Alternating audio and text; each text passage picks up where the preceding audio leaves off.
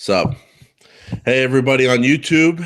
Welcome back to the Paid Search Podcast. It's a brand new year. We are back this week with Chris. Chris, Happy New Year. Happy 2018. How are you? Did you have a good holiday? Yeah, holiday. I don't Sorry. Christmas and New Year's. There you go. Yeah, Yeah. had a good Christmas and New Year's. Yes, thank you. It's nice. But 2018, I guess you enjoyed being at home and not visiting anyone for Christmas, huh? Pretty much, yeah, pretty much. Yeah, pretty much. Yeah, I figured. Where'd you go? You went off to see family? Yeah, went to the beach for Christmas. Yeah, it was cold and not wet. a fan of the beach, right? No, me neither. I don't like. No, I'm saying you're not. No, I'm not. No, Yeah. I don't like going to the beach, but Well, you like the lake. but I like not having to drive 5 and 6, 12 hours, with a 1-year-old. So that's what you got to do. Chris, I'm a bad man. I've just put a no policy on my life, a no travel policy for the current time being. And I am not that far away. You could come see me. I don't. It makes me so sad. Seeing you right now. No. Seeing you last night. So, Chris, today we're talking about competition. Is there any nugget or anything you want to share with the dedicated 22 likes per video? Appreciate that, guys. YouTube audience, before we dive into the full show. No. Hey, everybody. Yes. Oh, yes. We made it. Welcome back to the Paid Search Podcast, episode 86, or as they say in Spanish, 86. It is 2018. It's a brand new year, but it's still two bros hanging out, talking AdWords, telling the truth, being good guys. And we're just here to grow the show, and we appreciate everything. And last week, Chris, let's do a little truthful check here. I put a little effort into that best of episode. Did you happen to listen to it? No. Okay, good. I was banking on you not. Okay. And bashed you hardcore, Chris. Okay. Did you? I did not listen to it at all. I have no idea. I'm not a subscriber of my own podcast, because I'm here. So I just don't even subscribe. I did about 8 minutes of content for the show. Oh, well. Talked about the importance of conversion tracking. Wow. Thank you. So, Chris, today we are back, and we're talking about probably the number one thing we get asked about by clients. Yes. Competition. Should you run ads on your competitors' names? How much are my competitors spending?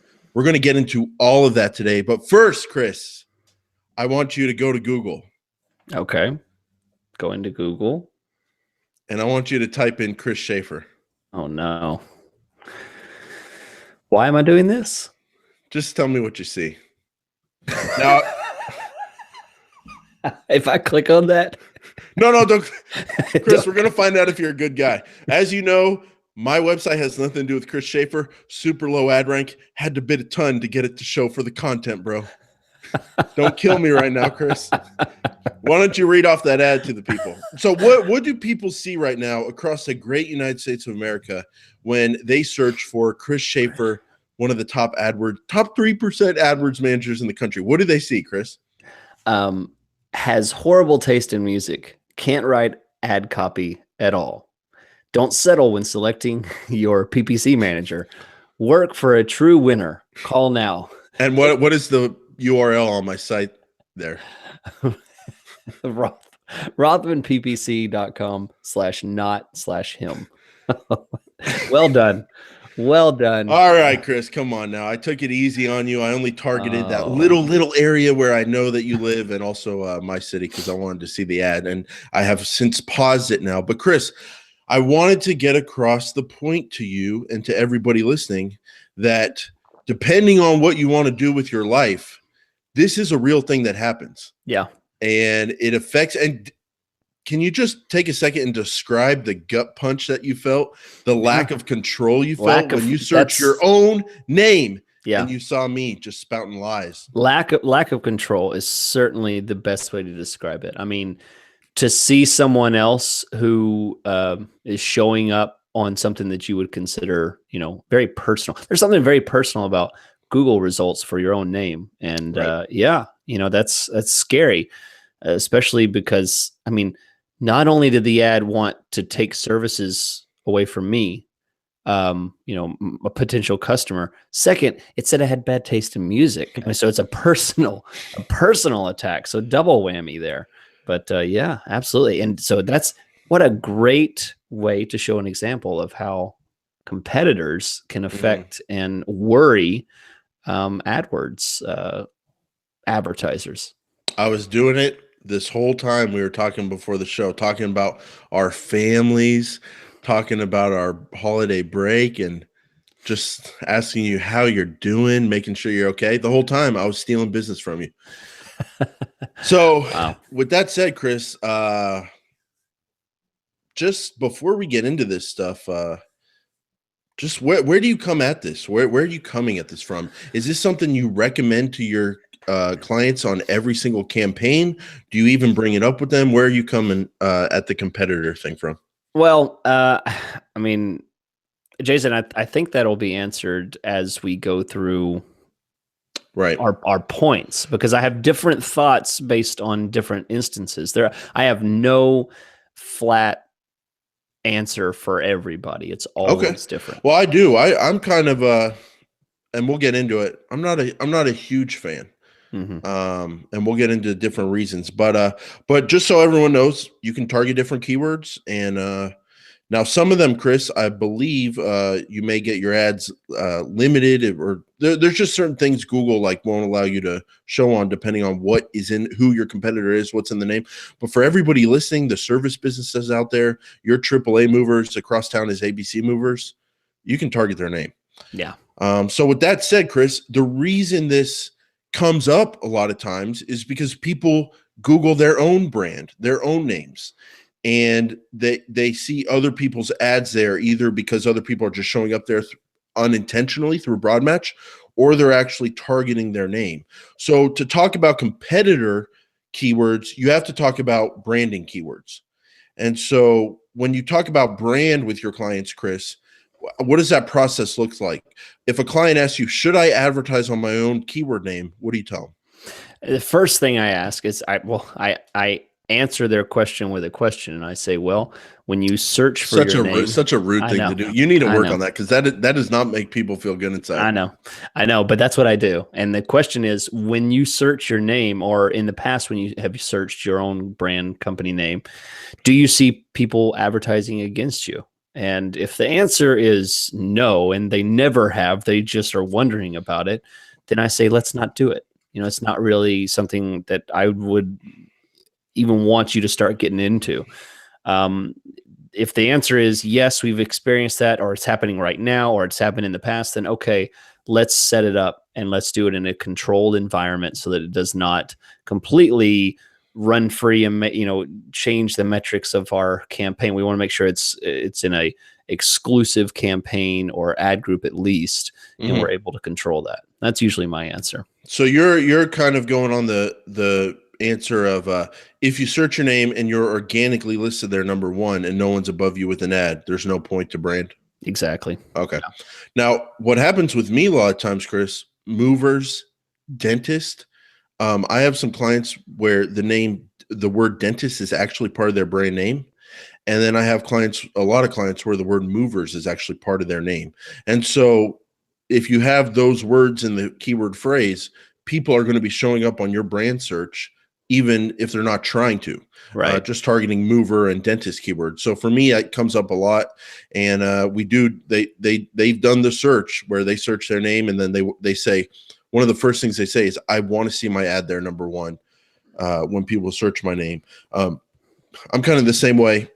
One thing to note about branding, Chris, usually super cheap clicks, usually. Yeah.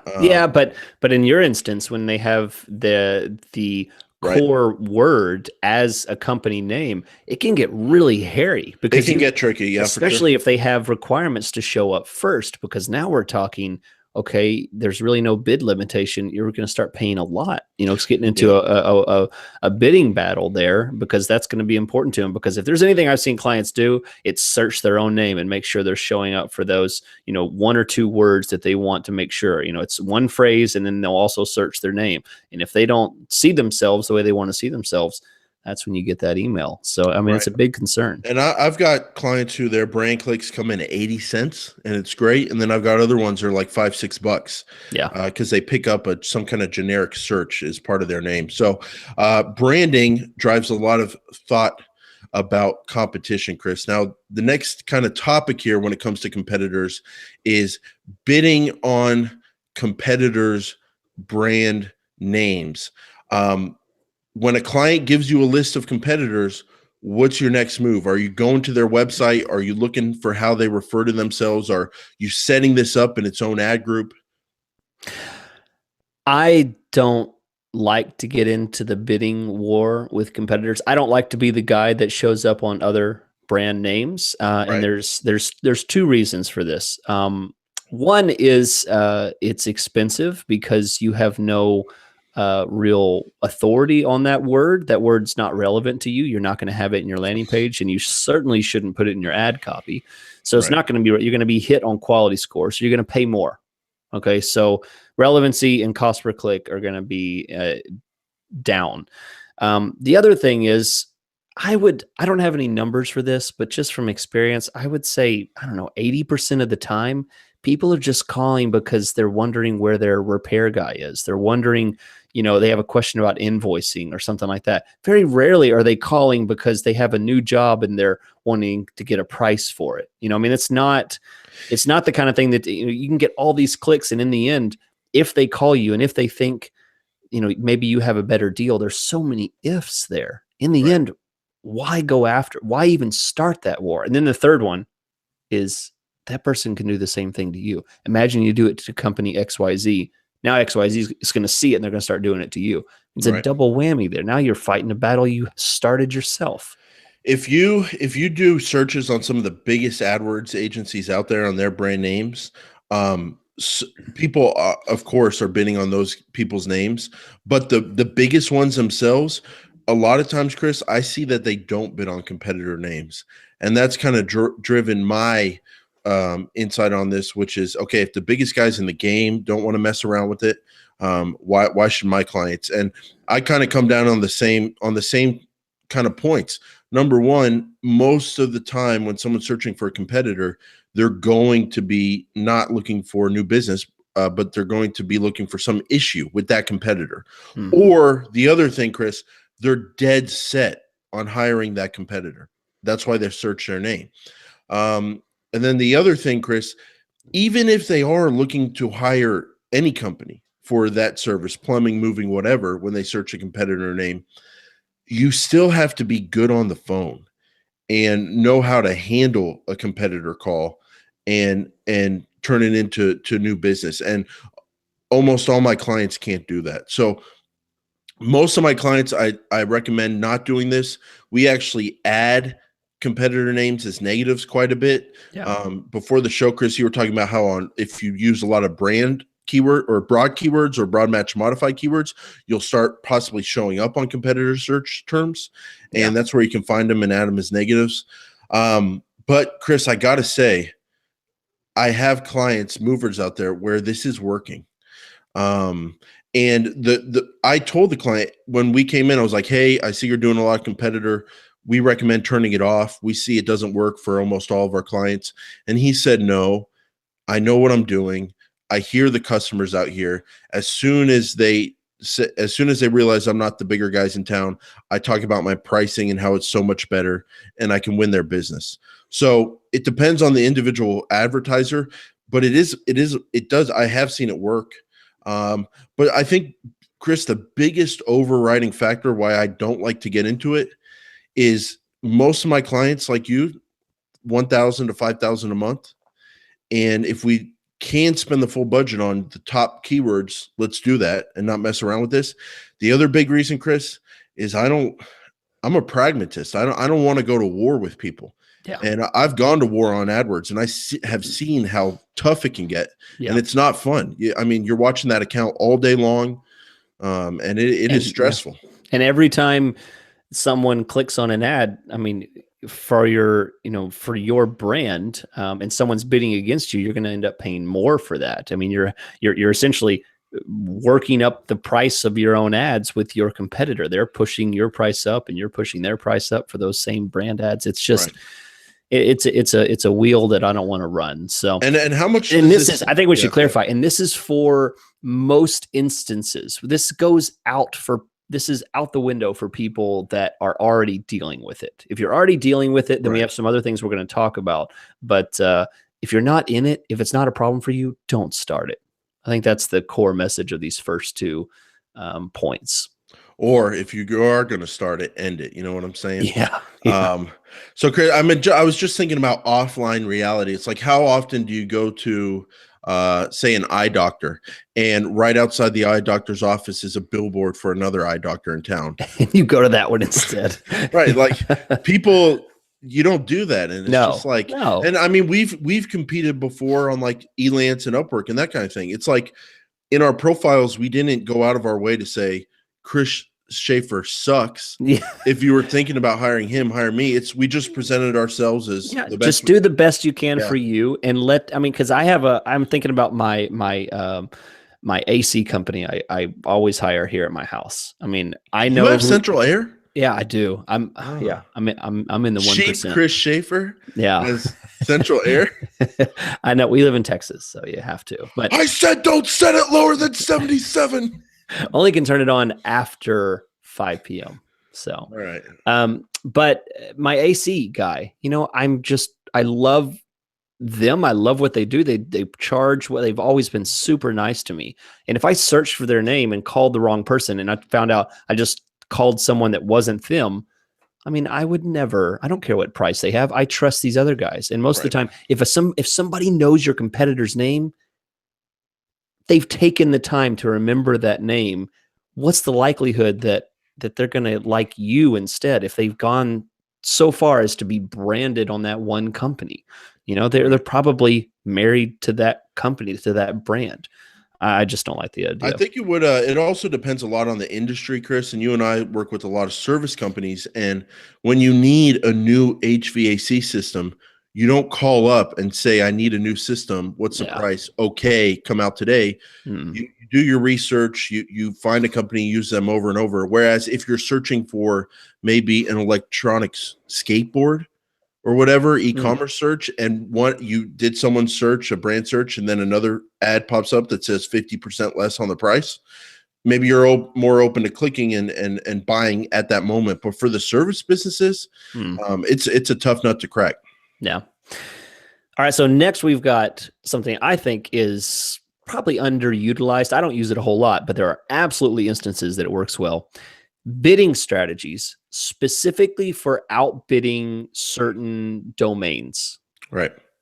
This is really cool. So, and Jason, you want to explain kind of how this works? I mean, how you've used it in the past? Yeah. So say you're ABC Movers, and every time you do your search, AAA Movers shows up above your ad, and you raise your bid from $5 to $10. They're still there. You raise your bid from 10 to 20. They're still there, and you can't get above them. What you can do is you can do this specific outbid domain strategy, copy their domain, put it into your AdWords account with the strategy on the settings bidding area, and then tell Google, whenever you see their domain, increase my bid by 20% of theirs, basically, or whatever percent you want to use. And you can tell Google to always have you bid higher than them. Is that correct? Yeah. Yeah. And if you don't put a cap on that, assuming you still have budget, Google will bid really high up to that. Yeah. Depending on what they do. Yeah. Well, yeah. I mean, if you both have a non-cap, really high budget, and you have outbid the other guy, in that fraction of a second, both of them are going to go immediately all the way to the top. You're going to spend so much money. I mean, this could potentially be a horrible idea. So the fact is, I would put a cap on it, and I would use it very with discretion. on the Right. amount of keywords. You don't put this at a campaign level.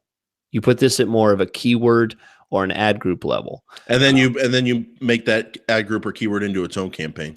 Yeah, you can do that. Because it's the settings, because it's the campaign settings. That's true. But you can set that at the keyword level though. Oh, can you? Yeah, you can set a specific keyword to have a certain bidding strategy. And Is this new interface, Chris? No, Jason. Just go. You're supposed to go along with it. You're supposed to say, yeah, that's right. And then just move on. Like, you know that. Okay. Well, yes. Oh, so I am right and you are wrong. No, you're wrong. I'm right. This is a real thing. I've done it. You can set bidding strategies at the keyword level. Yes, absolutely. I've done it. You did it probably from like 1999 to like 2003 when you were like 39. No. Okay. Well, we'll talk after the show. While you're talking, I'm going to go check on it, but I'm pretty sure. Yeah, you go to that bidding settings area at the keyword level. Okay. Okay, you go ahead. That. So we'll move on. So that's now, a really the one cool thing to keep in mind: you're giving up a ton of control if you set this strategy, because as soon as the other guy increases his bids, you're going up along with them. Yeah. Now the next thing, Chris, here is you wrote down search terms showing ads on competitors' names unknowingly.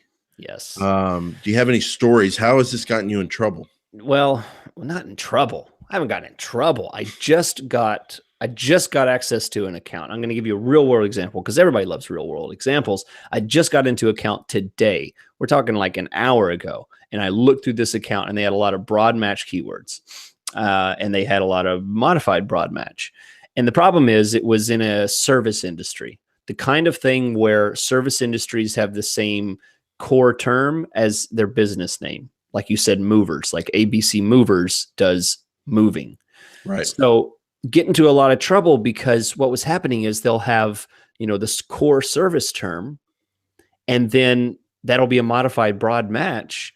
Maybe it'll be two words in there, and one of them will be a modified broad. And then I look at the search terms, and the search terms are overwhelmingly just competitors. You don't even realize that you're one of those jerks doing that, but you're showing up on a well-known brand that gets tons and tons of searches because tons of searches. Yeah. They do the tons and tons of searches because they're nationally advertised. It's a home. It's a home name. I mean, everybody knows this company. So now you're spending tons on this competitor that you don't know. And that's why I say showing ads on competitors unknowingly. You're doing it because your keywords are allowing you to show on these competitors with no controls. The solution is to set this up and control it. You don't just let something run wild with broad match or modified broad match without having some type of control, a separate campaign with a budget or something like that. This new client that you were helping out, did they realize they were showing up on the competitor name? They did. They did know that. I don't think they knew the extent that they were spending, but the surprising thing is that they had taken no steps to restrain it or control it. What was their initial reaction? Like, were they like, "Oh, good, we want to keep doing it," or were they like, "Oh, that probably won't work"? That's surprising. They said, "Okay, that's surprising that we are spending that much." I mean, we're talking thousands and thousands a month that they're spending. I mean, it's a lot.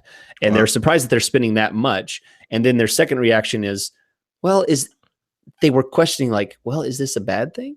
They couldn't even decide if what they were doing was a good idea or bad idea because they thought, let's just ride coattails on this company and let their advertising bring people to our site. Now, do they have conversion tracking in place? No. Okay. Well, there's the problem. Yeah. That's why there's not clarity. That's why I didn't start the conversation with they're spending thousands and thousands of dollars with no results. The fact is they're spending thousands and thousands of dollars without any type of ability to track the results. Other than they think business is good and they know it's doing something. If things are working well, I assume, we're doing the right thing. That's Chris, I've often called you the great Chris Schaefer. Okay. And I'm going to withdraw that terminology for the time being because of what you've the road you've led us down here. You can earn it back if you impress me again at some point. Okay. But for now, it'll be Chris. So I went to the settings page Christopher. And all you can do is do it at the settings page. It's like, okay, that looked normal. I was like, let me go to the keywords. I highlighted an individual keyword like Chris likes to do. And then I saw the bid strategy button and I was like, oh no, maybe he's right. Yeah. Wrong. Your bid strategy can be changed in campaign settings. Ad group and keyword strategy overrides are no longer available. All right, I see it too. You're right. What? No longer. This must have happened yesterday. That must have just changed. They just changed that. Google hasn't called me yet to tell me that they changed that. But thank you. Thank you for embarrassing me on national podcast. Do you want to say no? Sorry. I don't. No, I don't want to say that S word. No.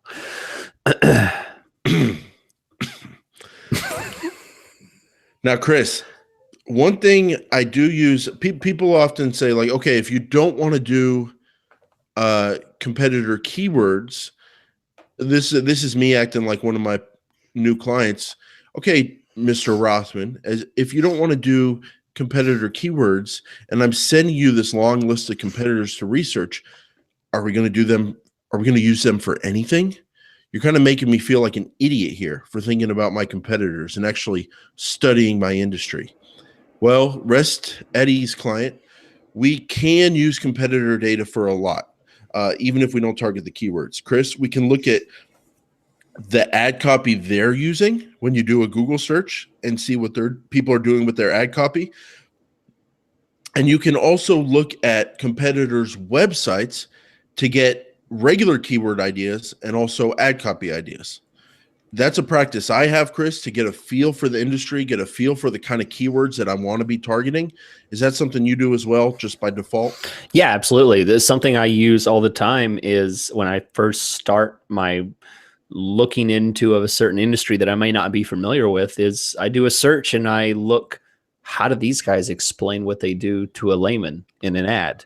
And I look at the keywords that they use. So, I mean, if I'm jumping into some complicated B2B company that I don't even understand, some technology company that's confusing to me, that's absolutely something I use all the time because I want to know, how do these guys do it? How do they explain it on their website? What kind of words do they use? What kind of words show their ads when I search certain types of terms? So absolutely, the competitor websites and ads are very valuable for the purposes of insight into how they think about AdWords. Right. But I'll tell you one common thing I see other people do all the time is they give their competitors too much credit. And they think these guys are on that keyword. I want to be on that keyword. Or they say this in their ads. I want to say that in my ads. Or they do a long tail search and say, well, they're on this search. They must be targeting it. Yeah. Where they have no idea that Google's like tracking their last 15 searches and, showing that because of this or that. They might even be remarketed to. But The fact is, when it comes down to it, I usually ask this one question. If your company is not the same as another company, if you think you do better work than them or at least different in any way, why would you want to copy what they're doing with AdWords? Do they have a guy that's a professional that's helping them with Google AdWords? Do they have a Google Premier partner? Yeah. I mean, it's really important to ask yourself that, because what are you about to do? You're about to copy and assume that what they're doing is a good thing. Maybe they don't have conversion tracking and this is a bunch of crap and it doesn't work at all for them. Right. I mean, that's a real question to ask before you start spending thousands of dollars chasing after a competitor's random strategy that the intern came up with. Now, Chris, or the intern or the, I'm not even going to say it. I'm not going to get in trouble today. Yeah, I was going to say someone you call and ask for. Yeah. So, Chris, I don't know what the proper term is nowadays. Administrative assistant. That's it. To recap here, protect your brand. It's worth showing up number one on your own brand name. You want to show up organically, and if you can't because someone else's ad is between you at the top organic result and the search box at the top, then maybe it's worth running a brand campaign to protect your brand name and show up first with your brand. Regarding competitors, both you and I are not a fan of targeting competitor names. Most of the times it doesn't work out. There's better uses for the budget. There's no point in rattling a hornet's nest and starting a war. That said, if you're going to do it, understand that those clicks are different and those kind of leads are different, and you have to be adept at handling those. If you're being attacked on your own brand name and you can't get to the number one spot, or if you want to rank higher on general searches and you just can never beat that one competitor, there is a campaign bid setting that you can choose called Target Outranking Share or something like that. Can't miss it. And you target one individual domain that you always want to show up higher than. You can lose a lot of control because as high as they go, you'll go higher. Search terms. Review your search terms, see if you're showing up on competitors. If you don't want to show up, ask yourself why you're showing up. Should you make your keywords more modified? Should you add those competitor names as negatives? What should you use competitors for, Chris? Insights into keywords, insights into ad copy, general feels for the industry that you want to advertise in. Now, Chris, what if I told you there was something in AdWords where you could see how often competitors show up on the keywords you target? No. How often they show up when you show up? How often they show up above you? And then there's this fourth column that I don't know what it does. What if I told you all that, Chris? I would be excited, and I would say, be excited? I'd be so excited. You should tell me about it right now. Well, for everybody who listens week to week, this is called a tease. And for that weird 10% of our audience that binge listens right before bed in the dark, laying next to their wife or husband, wake up!